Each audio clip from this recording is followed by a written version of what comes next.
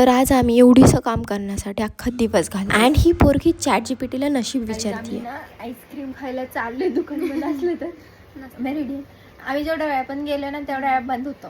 So आज पण काय माहिती नशीब किती दिवे लागेल. हे तुझ्यासाठी आणलंय गाईजीने, माझ्यासाठी फूल आणलंय. ओ मग काम सगळ्यात शेवट ठेवून आम्ही पहिल्या मॅरिडियनला गेलो आईस्क्रीम खायला. गाईजीने ना काय केलं माहिती आहे का, म्हणजे 2 फ्लेवर होतो ना, तिने 2 कप सांगितले. 2 कप नव्हतं सांगितले मी. कळलं का?